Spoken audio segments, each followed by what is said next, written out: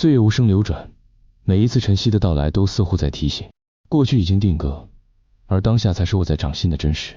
无论曾经经历过多少风风雨雨，或者享受过无数荣耀，终究成为记忆里的片段，被时光轻轻收拢，不再牵绊不履。人总是容易回望，试图在过去的风景里寻找慰藉，但当脚步停住太久，便会错过前方的风光。往昔的时光里，有些片刻温暖如阳，有些瞬间冰冷如霜。然而无论是美好还是遗憾，都无法逆流回返。人们习惯怀念过去，或许是因为对未知的未来怀揣恐惧，又或者是不愿接受当下的现实。但生活不会因为回忆而停止向前，每一天的日出与日落，都在诉说着时间的步伐不曾停歇。人生的风景变幻无常，昨日的灿烂或许成为今日的烟尘，而过去的阴霾也可能孕育出新的希望。每一段经历都曾经鲜活，但无论曾经多么难舍，终究要学会放下。真正的快乐并非来自对过往的执着，而是来自当下的体会。活在此刻，才是对自己最好的成全。人心的世界里，爱与恨交织成最深刻的痕迹。有些情感曾经炽热如火，燃烧着生命的激情，也有些怨怼像沈重的烙印，让人难以释怀。然而时光会带走所有的浓烈，无论当初有多深的执念，终将在岁月的长河中淡去。选择让爱恨随风，并非是冷漠，而是一种对生命的尊重。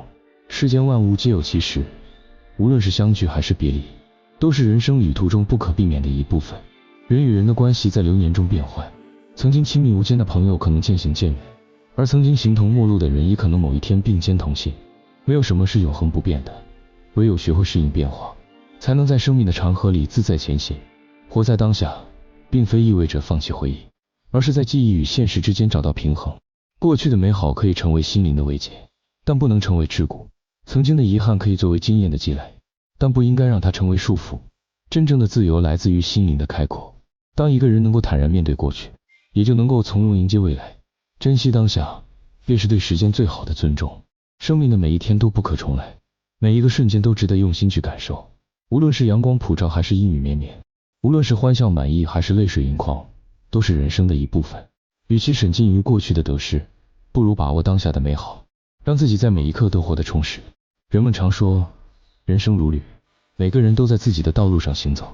有些人选择怀旧，将过去的点滴珍藏在心底，时不时翻阅；有些人则勇敢前行，将注意力放在脚下的路。无论选择哪一种方式，最重要的是内心的平静与满足。当一个人能够轻装上阵，便能够走得更加轻易。回首过往，曾经的点点滴滴或许仍然历历在目，但这些片段终究无法重现。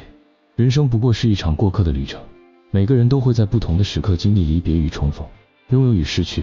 与其困于曾经，不如珍惜此刻的拥有，让心灵在当下得到真正的满足。